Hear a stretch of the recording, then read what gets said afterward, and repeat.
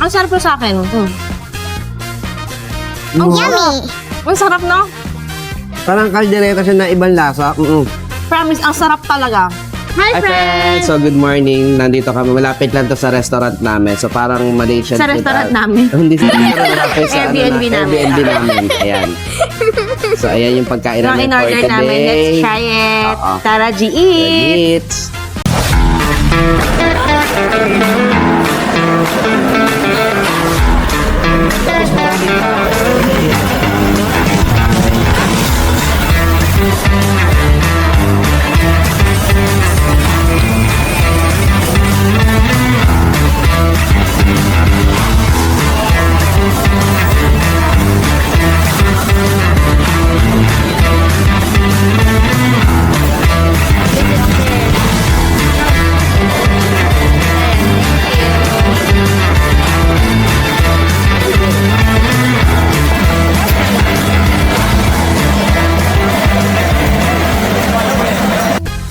Alam nyo ba na sa gitna ng makulay at masiglang lungsod ng Kuala Lumpur, Malaysia. isa sa pinakamalaking komunidad dito ay ang mga Indian Malaysian.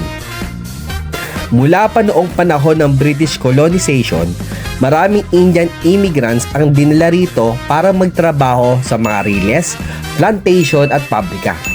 Simula noon, hindi na sila umalis. Bagkus, naging mahalagang bahagi na sila ng kultura at kasaysayan ng Malaysia. Ngayon, makikita natin ang kanilang mga impluensya sa iba't ibang parte ng lungsod, lalo na sa pagkain. Yummy! Sa bawat kanto, may makikita kang mamak stalls, banana leaf restaurants at mga tindahan na masasarap na curry, tandoori at roti. Kaya sa video na ito, sasabak kami sa aming pinakaunang Indian food experience dito sa Kuala Lumpur. Tara, tikman natin ang mga lasa ng India sa puso ng Malaysia. Tara, G! Hello! So, ito na. Ayan, ito yung una ka muna. Sa akin, mutton. Matan. Sa Matan. Tagalog, ano yun? Kambing ba yun? Kaldereta. Ayan. Spicy daw yan. Yung rice namin spicy din kasi mas red siya. Meron din naman dun hindi spicy, mga normal chicken biryani. Kasi ito yung, meron silang, siguro parang combo meal siguro sa kanila. Parang sa atin, parang turo-turo. Pero sa kanila, magandang version. Ayan, so we have 1 egg, mutton, tapos spicy to. Spicy din yung rice ko. Tapos yung salad siya, pumili niyan. Yan, sabi niya yun ang mas masarap sa kanila. Yung Yun ano sa akin. yung nagsaserve, hindi ako. So, ito na yung sa akin. Ito na yung maganda nilang chicken. Chicken biryani, yan. Tikman natin dito. Kasi mga Indian ata sila, no? Yeah. Tapos, ito yung beef naman nila, yan. Ito, breakfast namin to, Heavy Breakfast with rice. Yes. Which is, ito yung gusto ng mga Pilipino. Ito yung gusto natin, rice sa umaga. Ano titikman mo muna? Una ka muna. Sige, sa rice muna ako. Rice, sige. Sabay pareho kami. Masarap. Ang sarap. Tigas. Ang sarap. Yung rice nila yung basmati. Ang sarap po sa akin. Ang sarap. Ang sarap, no? Parang kaldereta siya na ibang lasa. Promise, ang sarap talaga. Ano At yung saka ano? maanghang. Maanghang, Sige. Tikman mo yung sa akin. Tikman muna natin sa kanya. Paano? Natin mo muna yung sa akin, Thank you. Thank you. So, may buko rin ako. Ano, bigat yun Sige. Huwag lang pakita yung buko mamaya na. Baka kasi, wait lang. Baka Kukunin ko langawin lang. kasi Ayan. Yan. Hindi kita yung pagkain mo. Ayan.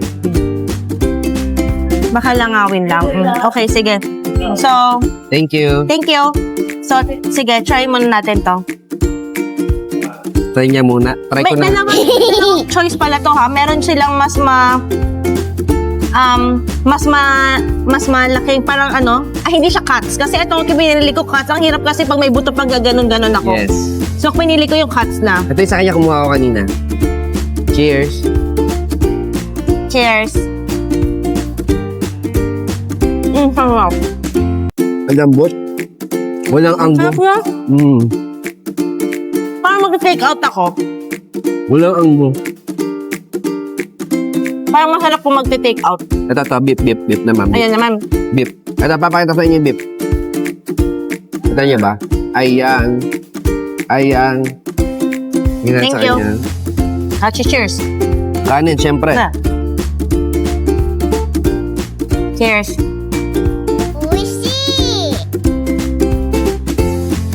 Sarap din. Hindi ako sure kung yung tomato sauce yun. Yung tomato na parang sauce. Hindi, no? Yung tomatoes pero may halong iba.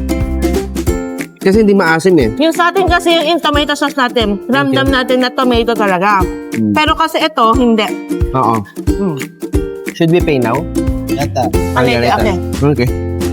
So ito sobrang sarap talaga nito. Ito. Para sa akin na mas masarap. Masarap din yung yung muton no?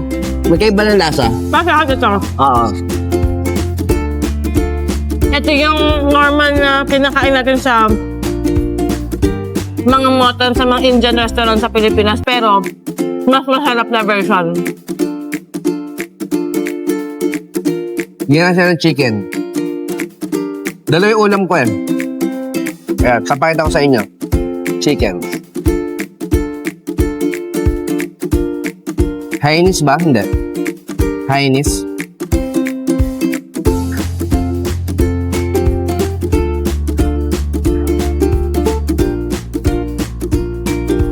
Pero hindi siya cheap, friends Mga magkano yan? Medyo mahal din to kasi siya. Itong dalawa for magkano ba? Yan ba yung presyo niya? 106 ba? Presyo ba niya yan? Wala, hindi ito presyo. Number lang? Number lang. Well, I don't know kung magkano. Akala ko presyo yung 106. Number lang pala. Mamaya makita natin. Pero in advance, papakita na namin dito. Dito mag-appear yung price. Tanang in peso and Malaysian ringgit. Yan. Tanang. Pero kung sulit, para saan sulit to? Sarap. Sarap na. Kuha pa chicken. Hindi niya kita na to. Kuha pa chicken. Some chicken din. Yan yung ginagawa namin lagi. Pinipilit namin iba yung kainan natin, di ba? Parang buffet. Ay, gulay. Kuha kang gulay. Talong. In fairness so far yung nakainan namin okay naman. Except yung kagabi lang na yung otak-otak. Hindi lang namin prefer yun. Sabi yung talong niya. Sarap din. Kaya ko rin kainin ito everyday. Sarap niya. Kaya po kasi dahil na namin maraming kumakain dito. Ngayon wala masyadong kasi umaga pa lang. Marami din yung kabilata. Kanila din yun eh. Oo nga yun. Pero 10 o'clock pa lang kasi. Well, 10 kasi open madalas dito. 10 o'clock sila nasisimula. Di ba yung parang Jollibee, 10 din ata yun. 10. Dapat may Jollibee kami, friends. Ang problema, parang pareho lang no menu. So, much better na dito tayo nag-try. Much better din na ito yung sinubukan namin para mas iba. Pero, don't get us wrong. Love namin si Jollibee. Yun nga yung madalas in-order namin sa bahay, Jollibee. So, syempre, nasa abroad kasi kami. Isip namin baka may iba sa Jollibee. Yun nga yung nahanap namin eh. Favorite ng anak namin yung Jollibee. Akala ko masyadong marami yung kanin. Sakto lang, no? Oo. Tinatanong ka rin pala dito kung tama na yung kanin mo o hindi. Enough? Kaya gusto mo Hindi ko nga alam yan. May bilang kaya yun. Scoop. Hindi naman na mini-weight. Pangalan pala ito, Aman Bistro. Parang napatagal ata yung sabi ko dun sa rice ko, kaya naparami ata yung rice. Mas marami ata rice ko sa'yo.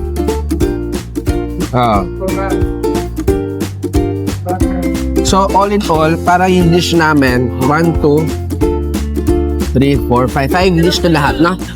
5 dish. Para kami nag-semi-buffet din. Tsaka ang anghang niya, tolerable naman. Hindi pa kami umiinom. Kung ba lang? Tsaka gusto niya sana yung fried na chicken. Tapos pinili ng server sa kanya, pinipili na. Ito na lang daw. Ito na lang daw. Okay Hindi, naman. mas masarap siguro talaga to. Compare dun sa fried. Oo. Ayaw Ito niya daw. ako bigyan ng nung... Tsaka hindi, siya, ang lambot niya, oh. Hindi siya overcooked. Di ba? Chicken biryani ata ito eh. Ba't kaya ganun sa Pilipinas? May mga ganito naman, pero pag nasa ibang bansa, parang mas masarap. No, baka siguro yung kind of spices, no? Na available sa Philippines, siguro hindi available. or sa mga chef siguro nila dito talaga, authentic talaga Indian kasi. Sa Pilipinas, minsan kasi head chef lang. Tapos yung mga crew niya, pwedeng Filipino kasi, di ba? Oo. So, minsan talaga, kahit masarap naman luto ng sa Philippines, iba talaga rin minsan talaga pagka yung panlasa talaga ng authentic Indian na cook, di ba? Surprisingly, sobrang sarap dito ah. So, sa akin, hindi yun beef. Lamb yung akin. Ang mutton lamb ata eh. Nasahan ko na yung lamb niya. Hindi ko brunch ko na to. Hindi naman kay Mama lunch. Brunch na namin to. Pero mag-take out ako. Huwag na, mayroon pa doon sa iba. Try namin iba naman. Kasi kahapon nag-ano kami, parang nag-Chinese culture yung kinain namin. Ngayon naman tinay namin Indian. Ano to eh, tag-kontrabulati to lagi sa akin eh. Maraming choices. Mga gusto kong kainin, nangontra siya. Pero pag yung gusto niyang kainin, pipilitin niya yun. Kaya mo ba? Ang laki ng buko niya, fresh na fresh. Sobrang daming laman. Sabaw, sobrang dama.